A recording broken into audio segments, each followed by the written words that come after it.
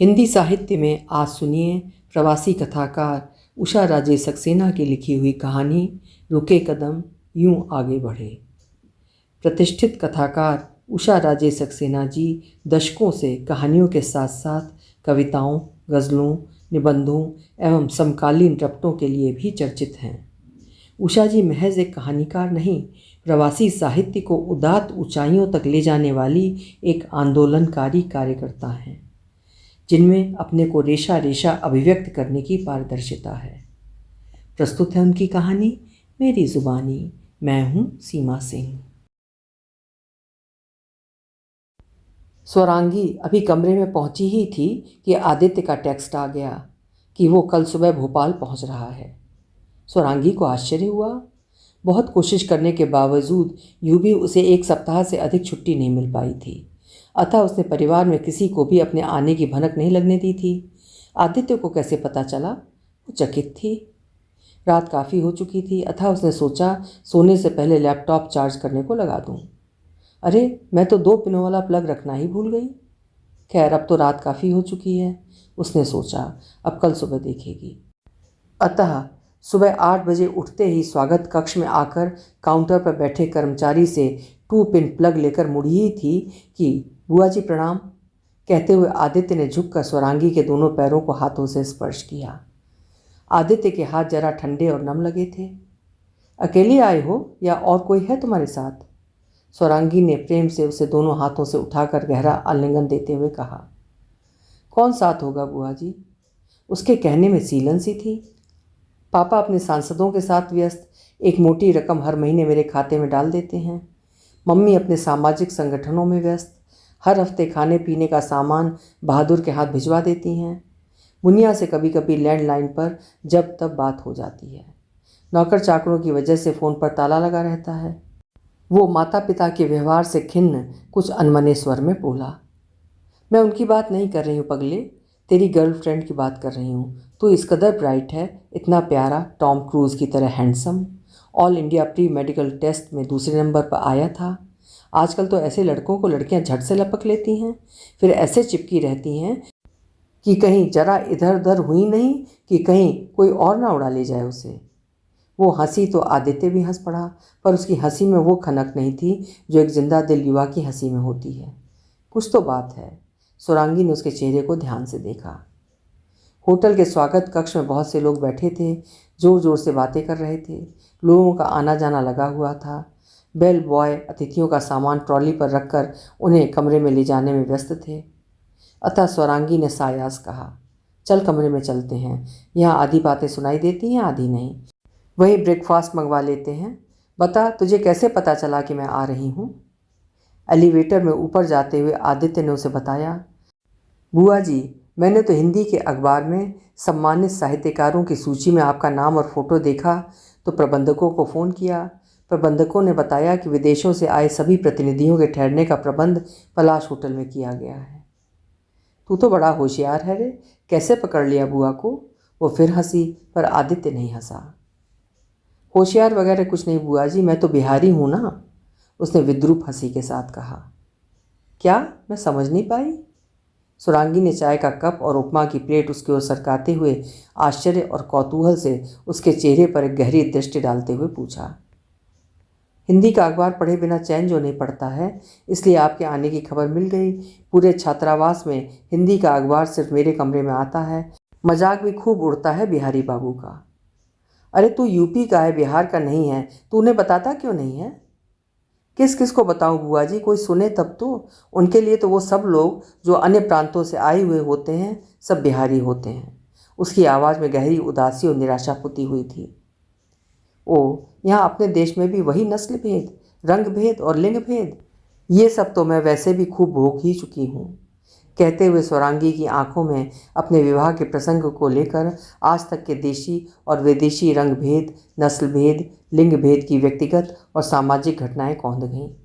लड़के वाले उसे देखने आए और पसंद कर गए उससे 2 वर्ष छोटी गोरी चिट्टी बहन को, जिसने अभी इसी वर्ष बीए प्रथम वर्ष में प्रवेश किया था। अपनी इस छोटी बहन शिवांगी को कितना प्यार करती थी, किंतु उसने अपने विवाह का एक बार भी विरोध नहीं किया, ना ही मम्मी पापा ने। इस बात से उसका दिल कुछ ऐसा टूटा कि बहुत दिनों तक अवसाद में रही।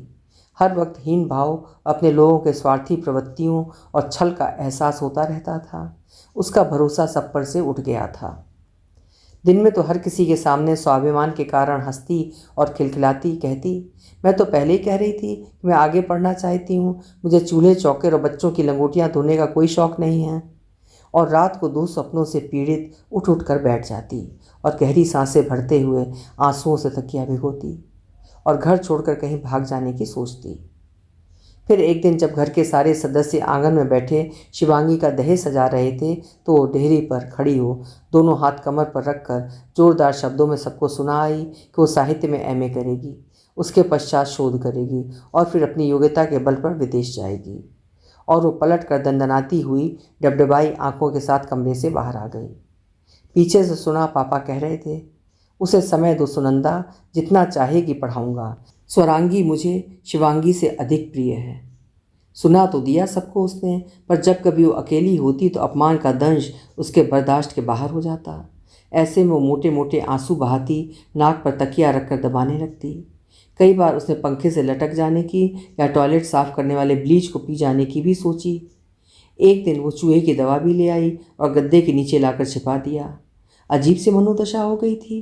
कभी खूब उत्साह में होती और दिन रात पढ़ाई करती, तो कभी निराशा के गहन गर्त में गिरती हुई रात रात भर रोती और करहाती। बीए की परीक्षा का परिणाम निकला तो जाने कैसे मेरिट लिस्ट में थी, उसे यकीन ही नहीं हो रहा था। फिर सोचा शायद पहले का पढ़ा लिखा और परिश्रम से किया सेशनल वर्क के प्रोजेक्ट वगैरह काम आ गए होंगे। सब ने उसकी खूब खूब सराहना की। अचानक उसके पंख निकल आए, वो उड़ने लगी।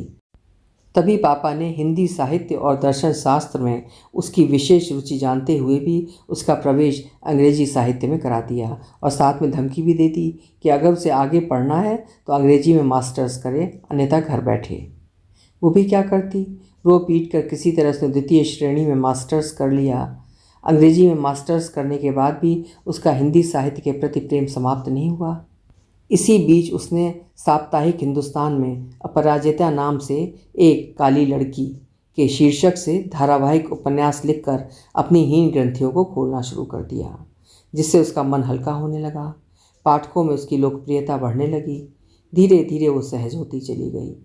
अंग्रेजी की प्राध्यापिका होने से पास पड़ोस और घर बाहर उसका मान सम्मान ऐसा बढ़ा कि उसे अपना काला रंग दिखना बंद हो गया। वो खुद से प्यार करना सीख गई और एक दिन अपनी खूबसूरत देह यष्टि और बड़ी बड़ी कजरारी आँखों को दर्पण में देखते हुए उसने खुद से कहा, मैं अपराजिता हूँ, चुनौतियों का सामना करूँगी या विकल्प खोज कर उनसे निपटूंगी। I am a fighter, so fight one more. उसने जोर से कहा, जो दी तोमर डाक शूने कोई ना, अशी तोबे एकला चालो रे। उसने इस पंक्ति को बार बार गुनगुनाया। गुरुदेव का यह गीत चुनौतियों का सामना करना और विकल्पों को खोजना और उनसे निपटना, ये तीन उसके जीवन के गुरु मंत्र बन गए। बुआ जी, आप तो लंदन चली गईं।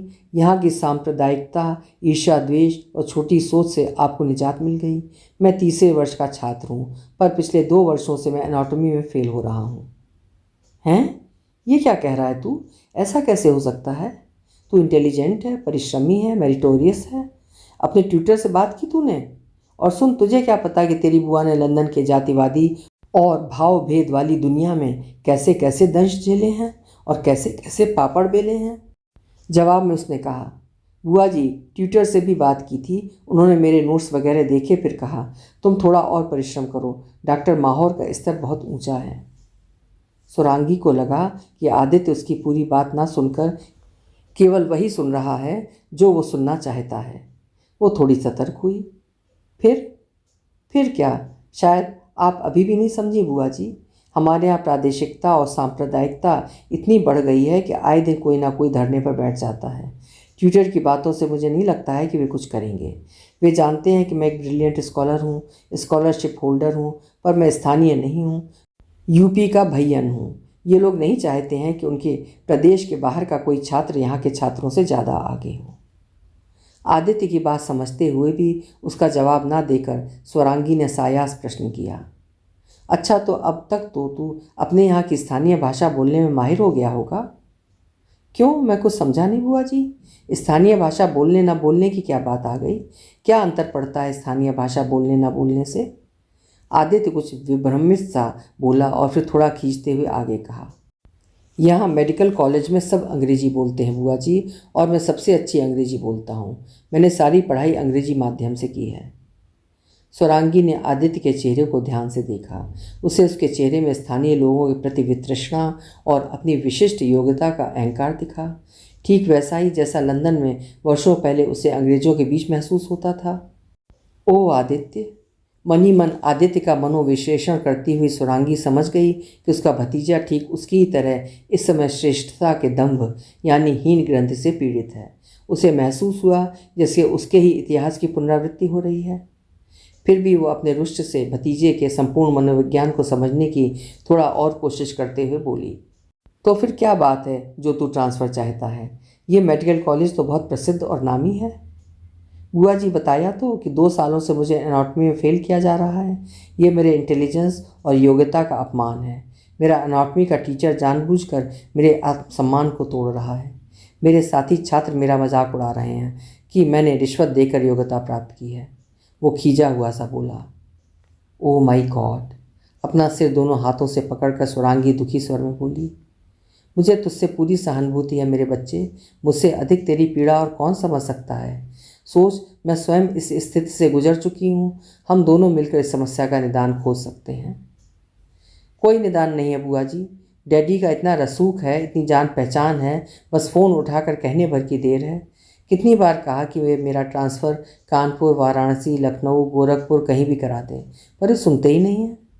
आगे उसे कुछ सोचते हुए कहा, आप केवल पापा को समझा दें बुआ जी कि मेरा ट्रांसफ़र यूपी के किसी भी मेडिकल कॉलेज में करवा दें, बस फिर सब ठीक हो जाएगा। नहीं तो।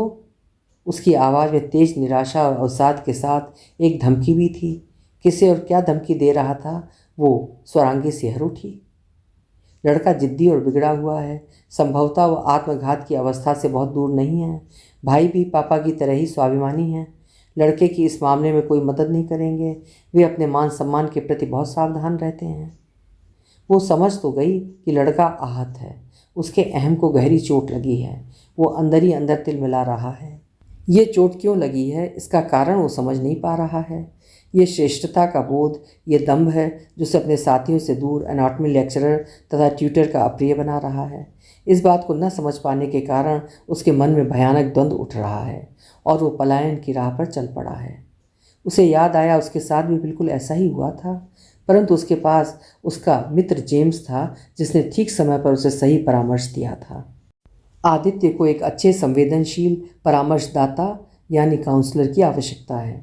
काश जेम्स इस समय उसके साथ होता।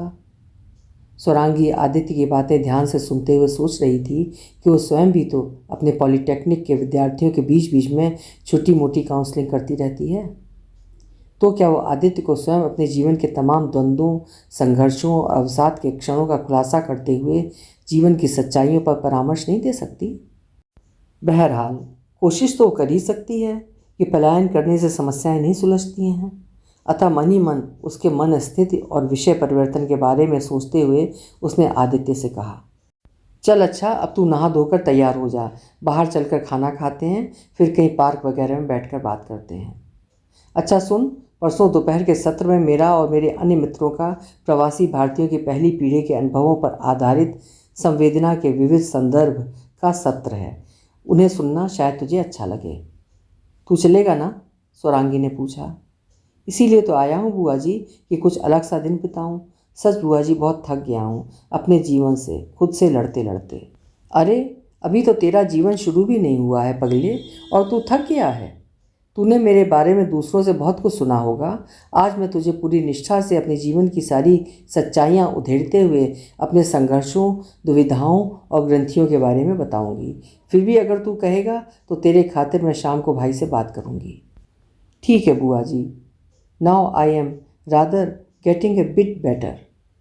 अच्छा चल, इसी बात पर इंटरनेट पर कोई अच्छी सी खाने की जगह खोज जहाँ बाग बगीचा भी हो। अभी वो अपना वाक्य पूरा कर ही रही थी कि आदित्य बोल पड़ा। मिल गया बुआ जी, एवरग्रीन गार्डन रेस्टोरेंट, तालाब के किनारे, रंग बिरंगे फूलों से लदा हुआ, बिल्कुल आपकी पसंद का। उसके चेहरे पर आई हल्की सी दमक को स्वरांगी ने नोट किया। उसे आशा की पहली किरण झलकी। मैं जल्दी से शावर लेकर आपको लंच पर ले चलता हूँ बुआ जी। स्वरांगी आदित्य के चेहरे पर आए बदलते मनोभावों को गहराई से देख रही थी। अच्छा, तू तो नहा धोकर तैयार हो जाएगा, पर क्या तू मुझे हाउस कोट में लंच खिलाने ले जाएगा? स्वरांगी हंसी। आदित्य भी हंसा। इस बार उसकी हंसी कुछ और खुली हुई थी। अरे नहीं बुआ जी, पहले आप नहा लें, उसने कहा। नहीं नहीं, तू आराम से नहा, मैंने कल रात शावर लिया था, तेरे बाद मैं भी हल्का सा शावर फटाफट मार लूँगी। फटाफट शावर मार लूँगी? कहते हुए आदित्य ठठाकर हंसा। ये फटाफट शावर मारने वाला मुहावरा मैंने पहली बार सुना है बुआ जी, इसलिए हंसी आ गई। वो थोड़ा झेंपते हुए बोला, यह जेम्स की भाषा है। ये जेम्स कौन है बुआ जी? बताऊंगी, लंच पर चल रहे हैं ना, अपने पास सारा दिन है। कितने बजे का समय दिया है? 1 बजे टैक्सी आएगी, अभी तो सिर्फ 11 बजे हैं। तो फिर मैं जल्दी से शावर मार लूँ? दोनों देर तक शावर मार लूँ के मुहावरे पर हो करके हंसते रहे। स्वरांगी आदित्य में आ रहे बदलाव से आशान्वित हो रही थी। आदित्य शावर लेते हुए कोई गीत गुनगुना रहा था। स्वरांगी को एकदम अपना 20 वर्ष पूर्व का गुनगुनाना याद आ गया। उसकी काउंसलिंग काम कर रही है, सोचकर उसे थोड़ी और आश्वस्ति मिली। ठीक समय पर टैक्सी उन्हें एवरग्रीन रेस्टोरेंट लेकर आ गई। उन्हें रेस्टोरेंट का परिवेश और वातावरण दोनों ही मनमोहक और आकर्षक लगे। जैसा नाम बिल्कुल उसके अनुरूप, चारों ओर हरियाली और क्यारियों में खिले खिले रंग बिरंगे फूल। पूर्व और पश्चिम का एक खूबसूरत समन्वय। अभी दोनों स्वागत कक्ष में पहुंचे ही थे कि एक स्मार्ट से युवक ने अधखिले गुलाब की डंडी देकर उनका स्वागत किया और पूछा कि वे लोग कहाँ बैठना चाहेंगे। आदित्य ने स्वरांगी की ओर देखते हुए कहा, ये हमारी मेहमान हैं, स्वरांगी वात्स्यायन, लंदन से एक कॉन्फ्रेंस में भाग लेने आई हैं। जी, फिर तो आप हमारी भी अतिथि हैं। आप संभवतः पिछले 2 महीने से चलने वाले विश्व रंग कला महोत्सव में आई हैं। युवक ने स्वरांगी और आदित्य की ओर देखते हुए पूछा। जी, आपका अनुमान एकदम सही है, धन्यवाद देते हुए स्वरांगी ने प्रशंसात्मक दृष्टि से युवक को देखते हुए कहा। हम बाहर बगीचे में शांत और खुली जगह में 4-5 घंटे टुकड़े टुकड़े में आराम से भोजन करते हुए बातें करना चाहते हैं, जहाँ थोड़ा एकांत, बहुत अधिक शोर और तेज संगीत ना हो, स्वरांगी ने कहा। आइए। एक परिचारिका उन्हें गोल्फ कार्ट से तालाब के किनारे बने 20-20 मीटर की दूरी पर सुसज्जित खूबसूरत गजीमों में से एक में आरामदेह कुर्सी पर बैठाते हुए उनके टेबल पर इलेक्ट्रॉनिक मेन्यू रखते हुए कहा, आप अपना मेन्यू इस पर टैप कर दें। समय समय पर हम आपको वाइन, जूस, स्नैक्स, भोजन, कॉफ़ी और लिक्योर आदि बिना किसी व्यवधान मेज पर देते रहेंगे। अभी वो अपनी बात समाप्ति कर रही थी कि इतने में एक वेटर मेज पर शैंपेन की बोतल और लंबे शैंपेन गिलास के साथ भुने हुए काजू और बादाम रख गया। ये मैनेजर की ओर से आपके अच्छे स्वास्थ्य के लिए एक छोटी सी भेंट। आपका दिन सार्थक और सुहाना हो, कहते हुए मुस्कुराई और उनकी स्वीकृति पर उसने उनके गिलास में शैंपेन डाला। फिर दोनों को शुभ दिन कहते हुए अन्य अतिथियों को आतिथ्य देने चली गई। शैंपेन के गिलास को हल्के से टकराते हुए दोनों ने चीयर्स किया। फिर 1-2 सिप लेने के बाद आदित्य सहज उत्सुकता के साथ कुछ आनंदित स्वर में बोला, हाँ तो बुआ जी अब बताएं ना, जेम्स कौन है? स्वरांगी मुस्कुरा पड़ी। अभिव्यक्त करना जरा मुश्किल है आदित्य, वो मेरा ऐसा दोस्त है जो मेरी एक एक भंगिमा को पहचानता है, मेरा मित्र, मेरा परामर्शदाता, मेरा पार्टनर है। वो कैसे? आप उनसे कैसे मिली? सन 1975 की बात है। मैं मणिपुर विश्वविद्यालय के एक सेमिनार में पेपर पढ़ने आई हुई थी और वो लंदन से मणिपुर मेडिकल इंस्टीट्यूट में छात्रों में बढ़ता अवसाद और उनके लक्षण विषय पर बीज व्याख्यान देने के लिए आया हुआ था। हम दोनों एक ही अतिथि गृह में आमने सामने के कमरे में ठहरे हुए थे। जाते आते hello, good morning, have a good day आदि कहते कहते हम शाम के भोजन पर मिलने लगे। फिर धीरे धीरे आपस में बातचीत शुरू हो गई।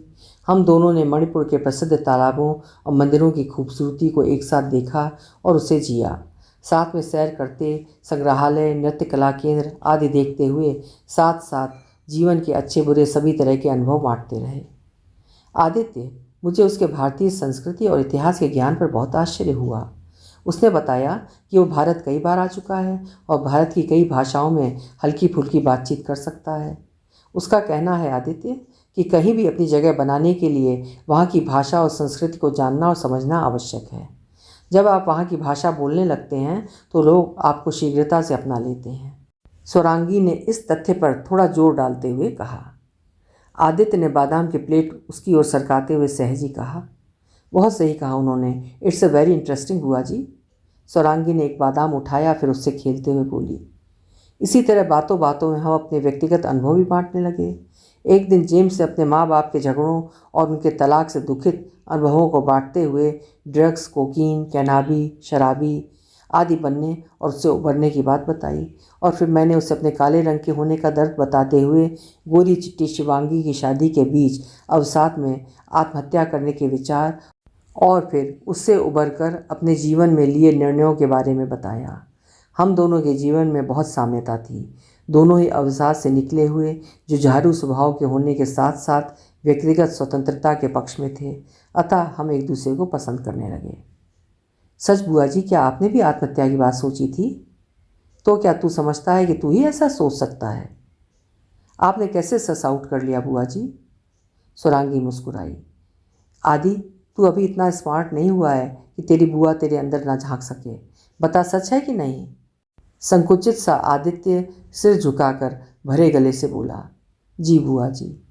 शैंपेन खत्म हो गया था, अतः वेटर ने आकर उनकी प्लेट में सलाद, कबाब, कोफ्ते, चॉप्स आदि रखते हुए उनकी पसंद की वाइन से वाइन गॉबलेट भर दिया। एक बार फिर गिलास खनके चीयर्स हुआ। बुआ जी रुकिए मत, मैं आप दोनों के जीवन के संदर्भों से अपने लिए जीवन के तमाम पहलुओं की जानकारी बढ़ा रहा हूँ। मेरे अनुभव का दायरा कितना छोटा है। पैशन फ्रूट जूस प्लीज़, उसने वेटर की ओर देखते हुए कहा। बुआ जी, फिर आपका लंदन जाने का कार्यक्रम कैसे बना? हाँ, तो उन दिनों ब्रिटेन में श्रमिकों की आवश्यकता थी, अतः एशियन माइग्रेशन बड़ी तेज़ी से बढ़ रहा था। स्कूल कॉलेज में शिक्षकों के साथ मेडिकल तथा अन्य सेवाओं के लिए भी प्रोफेशनल्स की आवश्यकता बढ़ रही थी। माइग्रेशन का कोटा खुला हुआ था, अतः मैंने भी आवेदन पत्र दाखिल कर दिया। साथ ही मैंने जेम्स को भी पत्र लिख दिया कि मैंने शिक्षक कोटे में माइग्रेशन के लिए आवेदन पत्र डाल दिया है। अगले हफ्ते हाई कमीशन में साक्षात्कार है। जेम्स बहुत प्रसन्न हुआ। उसने तमाम ज़रूरी हिदायतों के साथ उत्तर देते हुए लिखा, अपने हाई स्कूल के सर्टिफिकेट के साथ बर्थ सर्टिफिकेट आदि भी लेती आना। उन दिनों फ़ोन की व्यवस्था अत्यंत शोचनीय थी, अतः हमें चिट्ठियों पर ही आधारित होना पड़ता था। जब मैं लंदन आई तो वो एयरपोर्ट पर हरे पीले गुलाब के गुच्छे के साथ खड़ा था। वो मुझे सीधा अपने फ्लैट पर ले आया। मेरे आने से वो बहुत खुश था। उसने कहा, जब तक मुझे नौकरी नहीं मिल जाती मैं उसके साथ फ्लैट शेयर कर सकती हूँ, और यदि मुझे ठीक ना लगे तो मेरा बंदोबस्त पास के इंडियन YMCA में भी करा सकता है। मैं पिछले कई वर्षों से मित्रों के साथ फ्लैट शेयर कर ही रही थी। मुझे घर से बाहर रहने, फ्लैट आदि शेयर करने के साधारण नियम वगैरह पता थे। फिर भी लंदन आने से पूर्व मैंने ब्रिटेन के जीवन स्तर, अदब कायदे, रीति रिवाज के बारे में रफ गाइड नाम की एक पुस्तक में पढ़ लिया था। अतः मैंने कहा, मैं फ्लैट शेयर करूंगी, परंतु घर का खर्च, किराया, घर के खर्च आदि सब 50-50। जेम्स राजी था। आदित्य सारी बातें बहुत ध्यान और कौतूहल से सुन रहा था। बीच बीच में वो स्वरांगी की प्लेट में कुछ ना कुछ डालता रहता था। इस बार स्वरांगी ने प्लेट को हाथ से ढकते हुए आगे कहा, बस और नहीं आदि।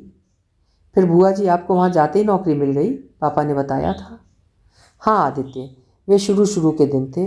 लंदन आते ही क्वालिफ़िकेशन वेरिफिकेशन के बाद जेम्स के सही निर्देश के कारण मुझे सहज ही अपनी योग्यता के आधार पर एक पॉलिटेक्निक में प्राध्यापिका की नौकरी मिल गई।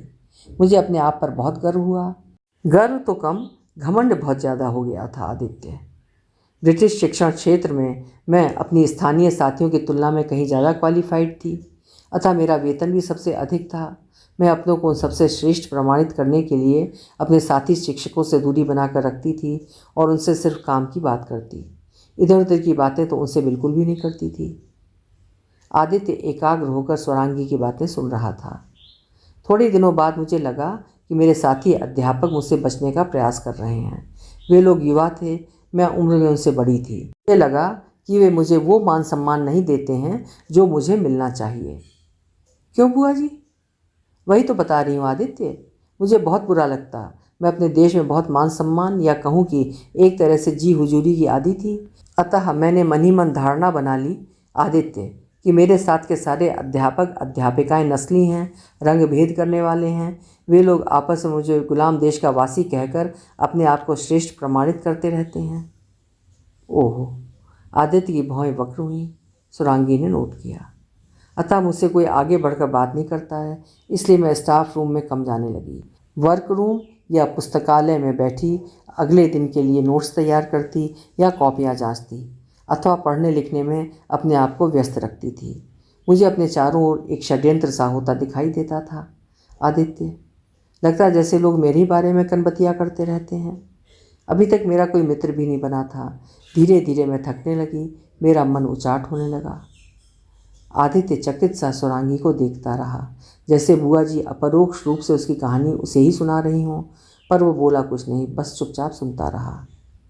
जेम्स, मेरा पार्टनर, बहुत दिनों से मेरे स्वभाव में आए बदलाव को देख रहा था कि उसकी शांत स्वभाव की दोस्त स्वरांगी किसी बात से पीड़ित और उद्वेलित है। वो प्रतीक्षा में था कि मैं स्वयं उससे अपने मनोभावों के बारे में बात करूं। इसी बीच प्लेट में परसी स्पेगेटी बोलोनोइज पर पार्मेसन चीज़ और लाल मिर्च की नन्ही नन्ही पपड़ियों को डालने के बाद कांटे में फंसाकर उसे लपेटते हुए सुरांगी बोली। एक दिन मैंने विचलित मनस्थिति में जेम्स से कहा कि मैं नौकरी से त्यागपत्र देना चाहती हूँ। यहाँ विभाग के लोग मेरी भारतीय उच्च योग्यता को नीची नज़र से देखते हैं। इस पॉलिटेक्निक के लोग रेसिस्ट हैं। वे मेरा मजाक उड़ाते हुए आपस में कनबतियाँ करते हैं। जेम्स से मेरी मनस्थिति को पूरी तरह समझते हुए सहज भाव से कहा, जल्दबाजी मत करो सुरांगी, संभवतः तुम इस नए परिवेश में सहज नहीं हो पा रही हो। ये समस्या इतनी उग्र नहीं है कि उसका समाधान ना निकल सके।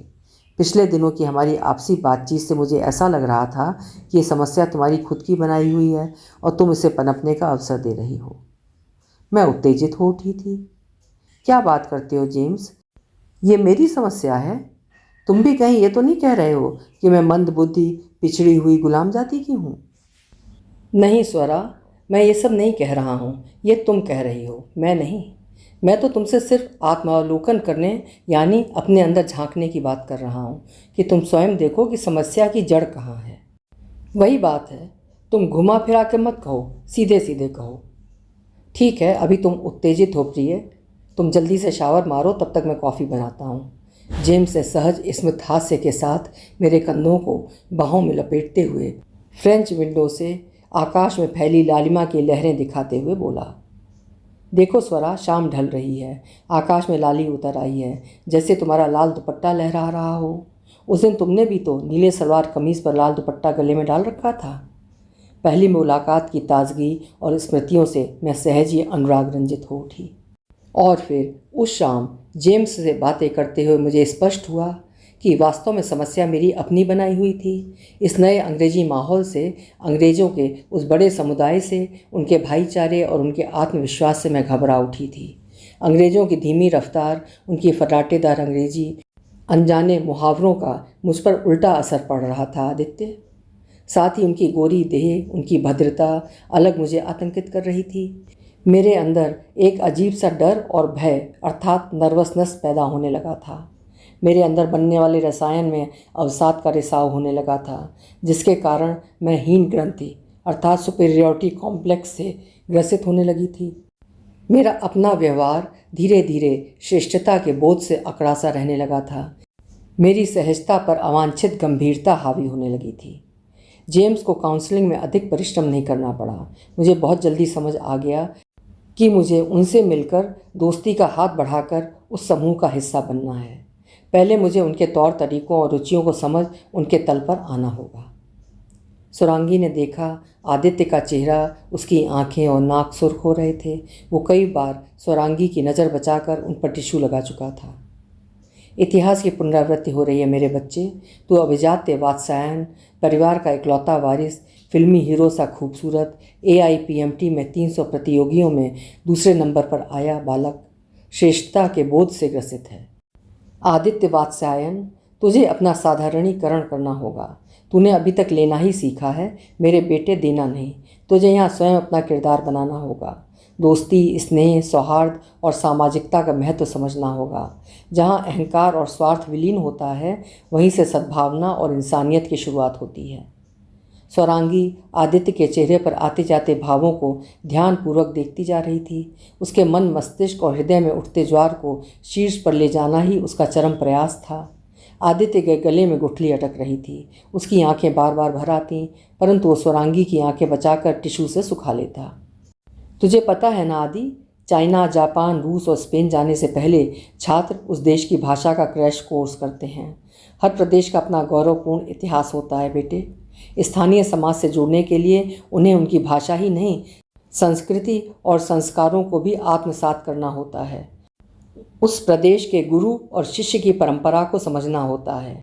अपनी श्रेष्ठता के बोध में हो सकता है तूने एनाटॉमी के प्रोफेसर का अनादर कर दिया हो। इतनी कम उम्र में तूने इतना कुछ हासिल कर लिया कि तुझसे अपनी सफलता का बोझ संभल नहीं रहा है। अपनी बुद्धि और योग्यता के आगे तुझे अन्य सभी बौने लगते हैं।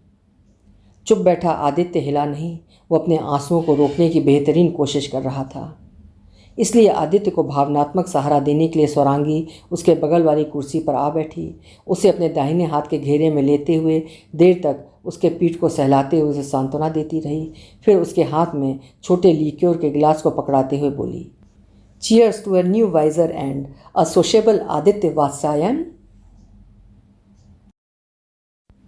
अभी आपने सुनी प्रवासी कथाकार उषा राजे सक्सेना जी की लिखी हुई कहानी रुके कदम यूं आगे बढ़ें।